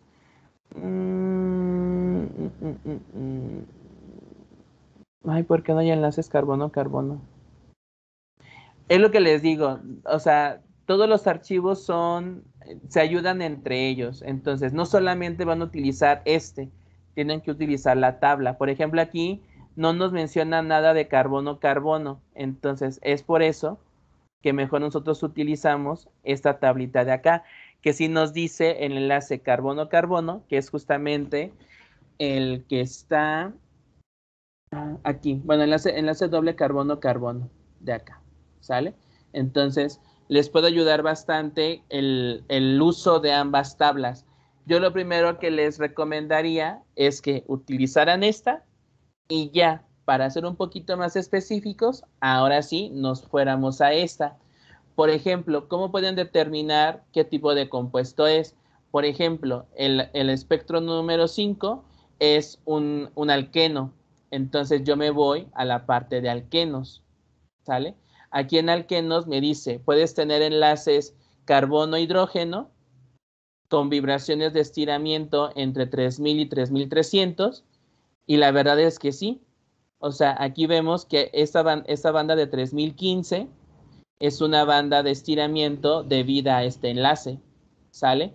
O por ejemplo, los enlaces carbono-carbono doble ocurre entre 1600 y 1675. Entonces, aquí la vemos a 1658, ¿sale? Es cuestión de comparar. Después, las vibraciones de flexión de carbono-hidrógeno ocurren entre 1000 y 650. Entonces, podrían ser todas estas de aquí, aunque no las asignamos, porque no tienen una numeración, perdón, un número, pero sí existen, aquí están, ¿de acuerdo? Entonces, de eso se trata. Por ejemplo, en este que es un alqueno, pues no pueden pensar que tenemos grupos aromáticos, porque realmente no, ¿sale? O no tenemos, por ejemplo, alcoholes, porque tampoco tenemos oxígeno, o no tenemos aminas, porque no tenemos nitrógeno, o no tenemos carbono. No tenemos enlaces carbono-nitrógeno. Entonces, siempre hay que verificar qué es lo que tenemos e irnos a cada uno de los apartados. Por ejemplo, acá en mejor voy con el gileno, con tolueno. En tolueno sabemos que es un grupo aromático, entonces me voy a la sección de aromáticos, ¿sale? Por ejemplo, aquí me dice, tienes enlaces carbono-hidrógeno por absorción de estiramiento a la izquierda de 3000. Y es cierto, aquí tenemos estas vibraciones de estiramiento, ¿sale? Todas estas las podemos asociar a esas. Después nos dice que hay una flexión fuera del plano entre 900 y 690. 900 y 690, casi tirándole acá. Entonces, estas dos de aquí pueden ser las de flexión, ¿vale? Y después, entre 1600 y 1450 son características del anillo aromático carbono-carbono. Entonces, 1600 a 1450. Entonces, son estas dos, ¿vale? Entonces, por ahí tienen que tener como cuidado, ¿vale? Ahora, nos vamos a la parte de las señales características entre 2000 y 1670 aproximadamente. 2000 y 1670, que precisamente son estas, ¿sale? 1942, 1857, etcétera. Y ahí nos dice el tipo de sustitución. Aquí vemos que tenemos 4 bandas, una más larguita que otras. Entonces, prácticamente es esta que estamos viendo aquí, que es la de monosustitución. Porque si ustedes recuerdan precisamente el tolueno, ¿alguien me puede recordar cuál es la estructura del tolueno, por favor? CH3 unido a un benceno. Exactamente. Entonces tenemos un benceno, tenemos un CH3. Entonces, el grupo aromático está monosustituido. Entonces, vean que cada una de las bandas está asociada con cada una de las características del compuesto, ¿vale? Bien, entonces, cualquiera de las dos cuestiones, tienen que utilizar primero esta tabla y después, para irse a aspectos más específicos, el archivo número 1. Tienen que usar los dos, no necesariamente uno, ¿vale? Pero es precisamente lo mismo. Ahora, la banda número 3, en este caso, se debe a los enlaces carbono-carbono porque están a 1040, ¿sale? Entonces, a 1040, que aproximadamente es aquí, tenemos enlaces carbono-carbono de alargamiento, ¿vale? Bien, entonces, así es como asocio cada una de las bandas a un tipo diferente de enlace. Ahora, ¿cómo calculo la constante de fuerza? Bueno, la constante de fuerza la voy a calcular con esta ecuación. Voy a despejar el valor de K y voy a determinar la masa reducida, que es mu, ¿sale? ¿Cómo determino la masa reducida? Bueno, la masa reducida es igual a M1 por M2, que son las masas de los átomos individuales, entre la suma de la masa 1 y la masa 2. Aquí es indistinto a cuál de los átomos nombren 1 y 2. Por ejemplo, este puede ser el 1, este puede ser el 2. O, como bien lo comentaba Rodrigo, tal vez para otro equipo este sea el 2 y este sea el 1. Pero sabemos que en una multiplicación el orden de los factores no afecta el producto y en una suma el orden de los sumandos no afecta la suma. Entonces, da lo mismo, ¿de acuerdo? Entonces, ¿cómo pasar de masas atómicas a únicamente masas? Eso lo vamos a hacer con los siguientes factores de conversión. Recuerden que este dato es la masa atómica encontrada en la tabla periódica para los elementos. En este caso son carbonos. ¿Sale? Voy a utilizar este primer factor de conversión para pasar de gramos a kilogramos. Entonces, este gramo con este de aquí se va y estos de acá también se van.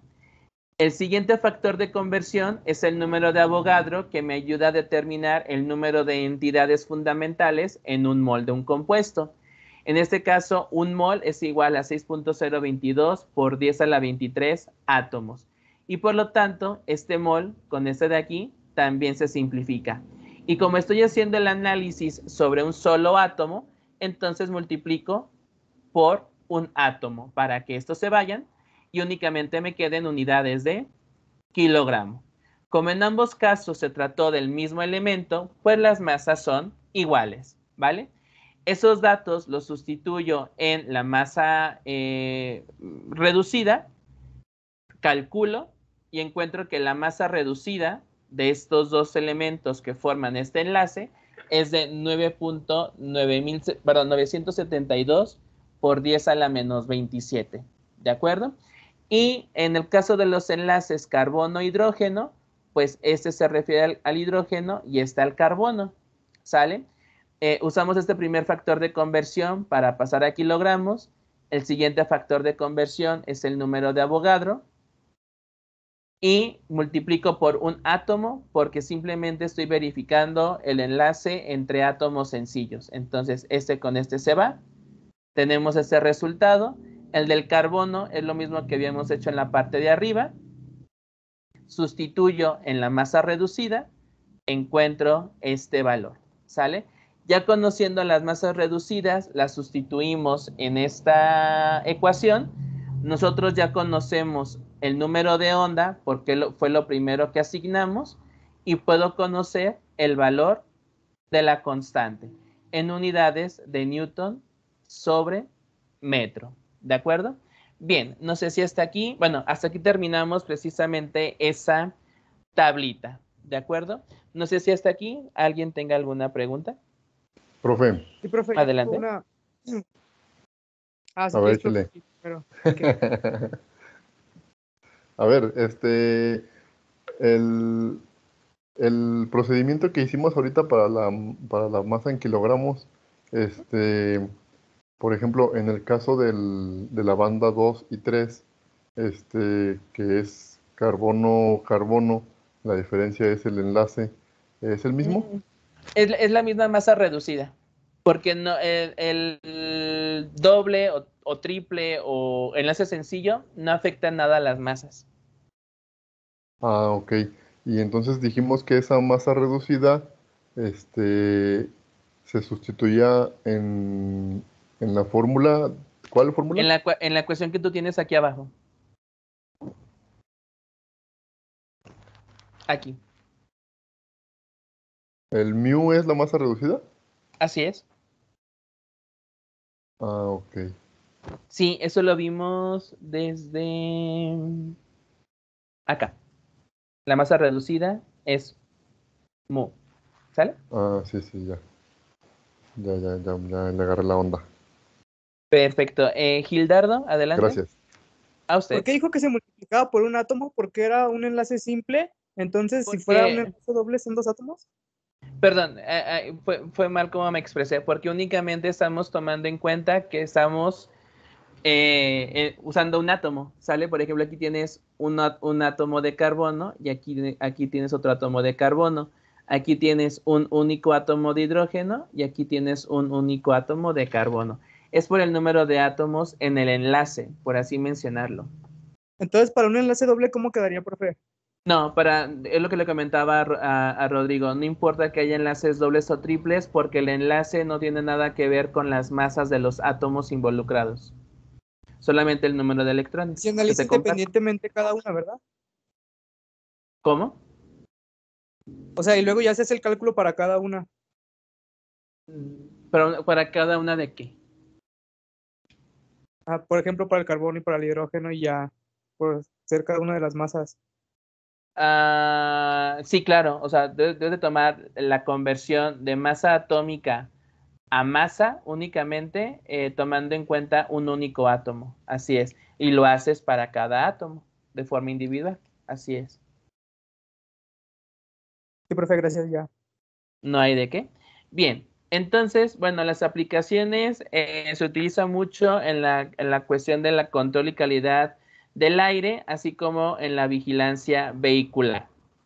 ¿Sale? Ya ustedes por ahí lo pueden leer un poquito más a detalle.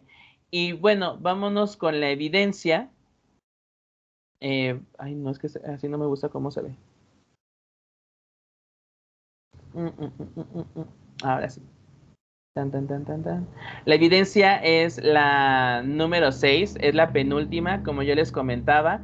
Esta, pues se entrega, perdón, en equipo de laboratorio, los dos EBTs, los equipos de 4 o 5 personas, se califica sobre un 10 y se pondera sobre un 10%, ¿sale? Se entrega la próxima semana de acuerdo a lo que dicta Classroom. Y bueno, viene un poquito de teoría, fue todo lo que vimos nosotros en la presentación. Vienen algunas consideraciones de entrega, algunas consideraciones adicionales y pues el uso de los archivos auxiliares, ¿sale? Aquí lo único que les tengo que decir es que como son 4 equipos de laboratorio, a cada uno de ustedes les toca un espectro en específico. Por ejemplo, Rodrigo, ¿en qué equipo estás?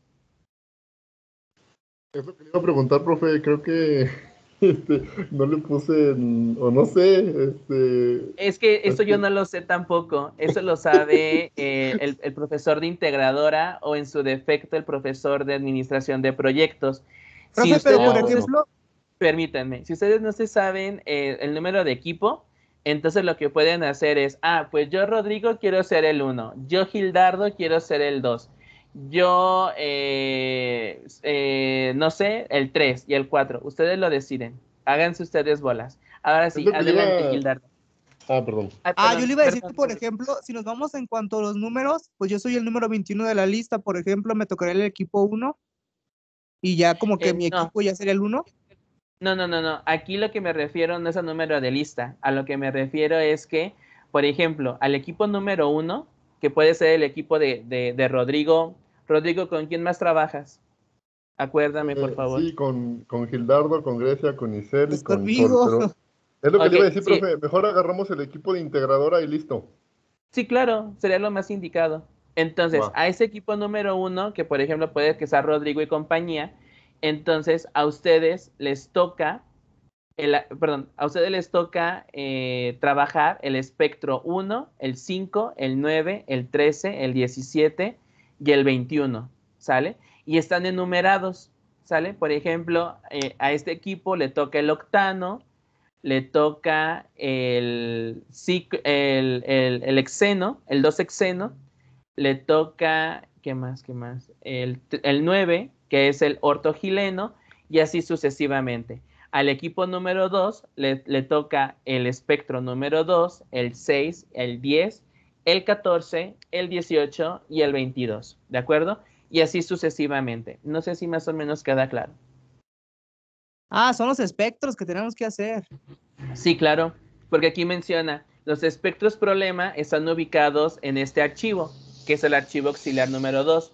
Los equipos deberán entregar un conjunto de espectros de acuerdo con equipo 1, 1, 5, 9, 13, 17, 21, equipo 3, 3, 7, 11, 15, 19, 23, y así sucesivamente. Y están enumerados, como bien lo acaban de ver. ¿Vale? Sale. ¿Qué es lo que van a hacer? Pues precisamente crear la tabla de elucidación, así como la que acabamos de ver. Recuerden que sus espectros ya están asignados, ya todas las bandas lo están, por lo tanto, ya reconocen precisamente los números de onda, ¿sale?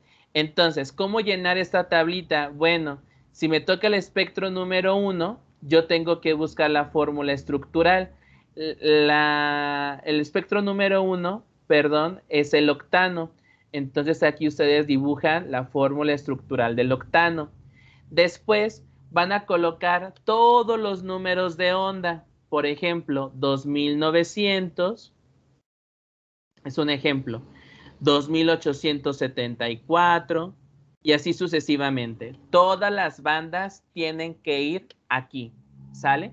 Transforman a frecuencia con la ecuación y ya con las tablitas del archivo número 1 o con la tabla de la presentación pueden decir si la vibración es de estiramiento o es de flexión, ¿de acuerdo? También mencionar la característica de la vibración. Ya habíamos visto que pueden ser intensas, tenues, anchas o delgadas, ¿sale? Es el adjetivo de la banda. La región característica, bueno, aquí nos menciona que el espectro se obtuvo de 4000 a 400, entonces vamos de 4000 a 400, ¿sale? Con la ecuación de Planck calculan la energía, pero vean que está en kilojoules, entonces hay que hacer por ahí alguna transformación de unidades y van a calcular la constante de fuerza, que también la tienen que transformar de unidades porque aquí está en dinas por centímetro y las unidades, perdón, de la ecuación que vimos hace un momento estaban en newton por metro y pues asignarle el grupo funcional, ¿sale? Si la banda 2900 es carbono-hidrógeno o la banda 2870 es la de carbono-carbono, ¿sale? Y así es como se debe de completar precisamente esta tablita, ¿de acuerdo? Y ya en la parte de abajo, pues les dice a qué me refiero con fórmula estructural, con número de onda, con frecuencia, con tipo de vibración y así sucesivamente. Recuerden que el archivo número 1 les da las tablitas de las absorciones, tal cual, para que tengan indicio. Y en el archivo auxiliar número 2 les está dando los espectros de absorción. ¿De acuerdo? Entonces, no sé si hasta aquí alguno de ustedes tenga alguna pregunta. Profe. Entonces aquí nada más es llenar como la tabla con los respectivos de estos que nos tocaron. Así es. Bueno, es una tabla para cada uno de los espectros. Aquí lo menciona. Para cada espectro crear una tabla. Así Entonces, que serían 6 tablas en total. Así es. Muchas gracias. Sí, aquí por ejemplo lo que les comento es que por lo menos a cada uno de ustedes, si es un equipo de 5, les toca un espectro y ya a una persona le tocarían 2, ¿sale? Si es un equipo de 4, entonces a todos les toca de 1, excepto a 2 de ustedes que les tocarían 2. Entonces prácticamente esta evidencia es un poco individual porque cada quien trabaja un espectro, pero entregan de forma grupal, por así mencionarlo, ¿vale? Rodrigo, adelante. Sí, profe, entonces aquí hace mención usted de la energía de absorción y la constante de fuerza del enlace que vienen en unidades diferentes. Entonces, ahí nosotros vamos a buscar la relación o el factor de conversión a convertirlos, ¿verdad? Así es. Bueno, gracias. No, ¿de qué? Con muchísimo gusto. De hecho, ustedes ya desde química básica, pues llevan conversión de unidades, entonces sencillamente lo pueden encontrar, ¿vale? Bien, entonces, vámonos directamente al siguiente tema, al último, que es espectroscopía atómica. No voy a tardarme mucho. Espero que tengamos tiempo para las preguntas, si no van a quedar todavía pendientes, pero pueden enviarme mensaje y contestar y se las contesto, ¿de acuerdo? Bien, entonces, espectroscopía atómica hace referencia a un conjunto de técnicas que nos ayudan a cuantificar elementos metálicos en muestras problema. Esto ustedes también ya lo vieron en contaminación de suelos y es por eso que no me voy a tardar muchísimo, ¿de acuerdo? En este caso, esta técnica es bastante sensible porque puedo determinar concentraciones de los elementos metálicos en partes por billón o inclusive a concentraciones menores como partes por trillón. La característica de esas técnicas es que son rápidas, convenientes y son de alta selectividad, es decir, que puede identificar a los elementos de forma muy particular. ¿Cuál es el fundamento de esta técnica? Bueno, el fundamento es el siguiente. Vamos a promover nosotros transiciones electrónicas en los átomos al momento de irradiarles energía, ¿de acuerdo? Pero para determinar la concentración, nosotros debemos de promover que nuestro analito esté en condiciones, en estado de agregación gas, ¿de acuerdo? Y que estén únicamente los átomos individuales, ya no estén formando enlace, ¿de acuerdo? Y para que se puedan producir estos átomos de forma individual y en estado gaseoso, yo debo de promover la producción de una flama. Esta flama, con su alto poder calorífico, puede transformar del estado de agregación líquido a gas y puedo romper todos los enlaces entre los átomos que constituyen la muestra. Por lo tanto, al final, la concentración de los átomos en este vapor atómico se determina mediante la absorción o emisión de longitudes de onda características. Ahora, hay diferentes formas de producir precisamente el vapor atómico. Y les voy a mostrar rápidamente esta tablita. Esa tablita, ¿sale? Entonces, dependiendo del modo en el cual yo cree el vapor atómico, voy a tener diferentes tipos de espectroscopías. Sin embargo, las que nosotros vamos a ver son aquellas en donde la atomización ocurre en la flama, ¿sale? O utilizando una flama tal cual.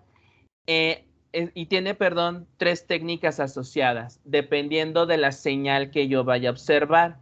Por ejemplo, bueno, nada más mencionar, la flama lo único que hace es transformar el estado de agregación de líquido a gas y promueve la ruptura de los enlaces. Pero yo tengo que hacerle incidir cierta energía para provocar la excitación de los átomos y poder cuantificarlo, ¿sale? Entonces, si yo tengo una lámpara de cátodo hueco que tiene una energía intermedia, yo puedo promover señales de absorción atómica, ¿sale? Y voy a dar lugar a la absorción atómica. Si yo utilizo una lámpara con mayor energía, como un láser, por ejemplo, voy a tener señales de fluorescencia. Ahora, la fluorescencia es un fenómeno en el cual la materia absorbe energía y al momento de relajarse o de liberar esa energía, lo hace con longitudes de onda mucho más largas de la energía de la radiación que absorbió, ¿vale? Más adelante lo vamos a ver. Y eso da lugar a la fluorescencia atómica. En cambio, si yo no utilizo una fuente externa y utilizo la flama como fuente de luz, yo voy a dar lugar a señales de emisión y por lo tanto voy a tener espectroscopías conocidas como emisión de flama, ¿de acuerdo? Ahora, esta técnica es muy similar a espectrofotometría de ultravioleta visible. Sin embargo, lo único que ocurre de diferente es que en ultravioleta teníamos una lámpara, un monocromador, un detector, un amplificador y una salida. En este caso, entre la lámpara y el monocromador, lo que tenemos es la flama, ¿vale? Y lo que hace la lámpara es emitir longitudes de onda, un barrido de longitudes de onda, y lo que hace el monocromador es seleccionar únicamente una de ellas, que es la característica, ¿de acuerdo? Bien, en todas las espectroscopías, tanto en la de emisión, absorción y de fluorescencia, siempre vamos a tener transiciones electrónicas de estados fundamentales a estados excitados, ¿sale? Tanto en la de emisión como en la de fluorescencia o en la de absorción, ¿de acuerdo? En la de emisión de flama, lo que nosotros vamos a obtener es un espectro de líneas. Y esto es porque al momento de que la materia absorbe energía, pues va al momento de relajarse, es decir, de regresar del estado excitado al estado fundamental, va a emitir una longitud de onda característica y es la que nosotros vamos a medir. La intensidad de este haz de luz es proporcional a la concentración de la muestra del analito. Ahora, cuando hablamos de fluorescencia, como es más enérgica la radiación, promovemos más cambios en la materia y por lo tanto, al momento de que excitamos de más un poquito a la materia, entonces lo que pasa es que para disipar toda esa energía, comienzan a existir colisiones entre ellos y se comienza a perder la energía que absorbió. A eso le conozco como transición no radiante. Es decir, parto de un estado fundamental a un estado excitado. Por las colisiones y la pérdida de energía, llegamos a un estado excitado intermedio y al momento ya de relajarse, emite radiación con la característica de que la longitud de onda es mucho mayor y por lo tanto la energía es menor, ¿sale? Y por último, la de absorción atómica. Y lo que estamos midiendo precisamente es esa cantidad de energía que absorbe la molécula, perdón, el átomo, en una transición electrónica como tal, ¿sale? Aquí la radiación que me ayuda a cuantificar el elemento metálico, pues tiene que ser una fuente separada y tiene que ser específica para el elemento a analizar, ¿de acuerdo? Entonces, lo que más nos interesa en esta técnica es crear el vapor atómico. A eso le conocemos como atomización, que es la transformación de la muestra a átomos, en fase gaseosa, ¿sale? Aquí lo podemos promover por el uso de una flama o por el uso de un horno, por el uso de radiofrecuencia, el uso de plasma, etcétera. Este proceso de atomización requiere que tengamos mucha conciencia de cómo hacerlo, porque la eficiencia y reproducibilidad de la técnica son función de este proceso, ¿sale? Es el paso crítico. Y precisamente en la flama existe una secuencia de eventos que vamos a reconocer, ¿sale? El primer paso es la nebulización. La nebulización tal cual es la introducción de la muestra hacia el espectrofotómetro como tal y ahí mismo en el nebulizador pues se mezcla tanto con el combustible como con el comburente para formar la flama. Es lo que vemos en este diagrama. La muestra se aspira por medio de este capilar, entra a esta cámara de mezclado en donde se une al combustible y al oxidante, se mezclan completamente, se forma un aerosol y entra hacia el quemador, ¿sale? Y salen por la flama, ¿de acuerdo? El siguiente paso es la desolvatación. En la desolvatación lo que ocurre es la eliminación del disolvente como tal para producir una muestra seca, ¿sale? Aquí la efectividad de este paso depende de la temperatura de la flama, así como el tiempo de residencia que permanece, perdón, el tiempo de residencia de la muestra en la flama, ¿vale? El siguiente proceso es la volatilización. En la volatilización, vamos a cambiar de estado de agregación de sólido a gaseoso como tal. Aún voy a tener a la muestra completa en forma de gas, ¿sale? En la disociación, ahora sí, con la alta temperatura voy a provocar la ruptura de los enlaces y ahora sí, voy a tener a mi muestra formando únicamente átomos libres y esto es el gas atómico. Sin embargo, en la parte de disociación, por efectos de la temperatura de la flama, podemos tener efectos no deseados como es la ionización, en donde el átomo libre el elemento metálico puede ganar electrones o puede donar electrones y puede reducirse u oxidarse, ¿sale? Esas cuestiones pues ya son negativas y por lo tanto la selección de la flama y su poder calorífico pues tiene mucho que ver, ¿de acuerdo? El último paso es la excitación. La excitación depende del tipo de espectroscopía.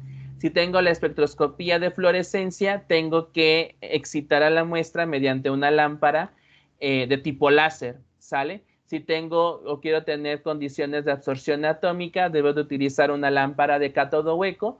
Y si no quiero tener ninguna lámpara adicional, tiene que ser la propia luz que emana o irradia la propia flama, ¿de acuerdo? Y esta tablita precisamente resume los diferentes tipos de espectroscopías dependiendo del método de atomización. Los que estamos viendo nosotros tienen una temperatura de 1700 a 3150. Aquí están los diferentes tipos de espectroscopía y su nombre y abreviación. Las abreviaciones que tienen aquí están en inglés, ¿vale? Bien, entonces, como para nosotros la flama es lo más importante, pues debemos de reconocer sus funciones y sus requerimientos para que el estudio de este tipo de espectroscopía pues resulte de forma adecuada. En sí, tenemos tres funciones de la flama. La primera es transformar la muestra en su estado de agregación de líquido a gas. Segundo, que podamos descomponer a la muestra en sus átomos individuales. Y tres, si tenemos una fotometría de flama o espectroscopía de emisión, pues los átomos van a ser excitados por la propia energía de la flama. De tal suerte que para poder cumplir estas funciones y que la flama sea satisfactoria y útil en el análisis, tiene que tener dos requerimientos. El primero es que tenga una temperatura y ambiente gaseoso apropiado para esas funciones. Y número dos, que la señal de fondo de la flama no interfiera con lo que se desea observar. Como ustedes bien saben, las flamas no simplemente nos dan energía en forma de calor, sino también nos dan luz. Entonces, la señal de fondo se refiere a que la propia flama nos va a dar luz y podría intervenir en los procesos de excitación, sobre todo en los procesos de absorción atómica y de fluorescencia. Es por eso que debemos de tener en cuenta qué tipo de flama debemos de seleccionar para que estas señales de fondo no nos perjudiquen en nuestro análisis, ¿vale? Bien, es conveniente que nosotros reconozcamos el perfil de una flama, que es el cono externo, la zona interconal y el cono interno, ¿sale? Recordemos que la parte más externa se le conoce como región de reducción, que es el cono externo. El cono interno es la de oxidación. El cono externo es la de más alta temperatura. El cono interno es la de menor temperatura. Y nosotros podemos seleccionar el combustible con algún comburente para promover o para tener, perdón, una temperatura adecuada. ¿De qué depende la selección de la temperatura? Del tipo de muestra que tengo, ¿sale? Y para esto ya hay manuales. Les pueden decir, pues si quieren detectar cromo en un suelo, pues la temperatura de la flama debe ser alrededor de 4800. Entonces, pues no hay de otra. Para tener una temperatura una temperatura de ese nivel, forzosamente tienen que utilizar cianógeno mezclado con oxígeno, ¿de acuerdo? Bien, preguntas hasta este momento, chicos.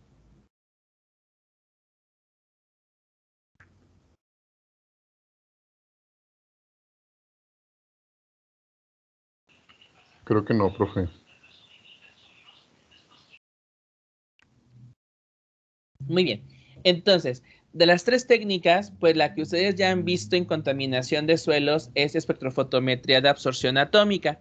No voy a irme muy lejos, únicamente recordarles que es muy semejante la técnica a ultravioleta visible, que puedo determinar concentraciones de muestras problemas al crear curvas de calibración. En este sentido, aquí vemos el diagrama esquemático de un espectrofotómetro. Tenemos una lámpara que es de cátodo hueco porque hablamos de absorción atómica.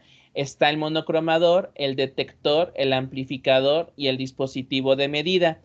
Entre la lámpara y el monocromador existe precisamente la llama, que es en donde yo voy a tener los fenómenos de absorción, ¿sale? Recordemos que la lámpara me dona un haz con una intensidad, ¿sale? Que en este caso es P0. Al momento de cruzar toda la longitud del quemador, pues comenzará a interactuar con la materia y la materia absorberá energía, de tal suerte que al momento de salir del quemador, el haz o el conjunto de haces que emitimos, pues van a salir atenuados, ¿de acuerdo? Y el monocromador, como les comentaba, selecciona una longitud de onda en donde sabemos que absorbe fuertemente, se detecta, se amplifica y el dispositivo, al final de cuentas, nos va a dar una medida que precisamente es la absorbancia, ¿de acuerdo? Esta es la longitud del quemador, que le conocemos como B. Dependiendo del analito, vamos a tener un coeficiente de absorción y el número de átomos aquí lo vamos a conocer como concentración.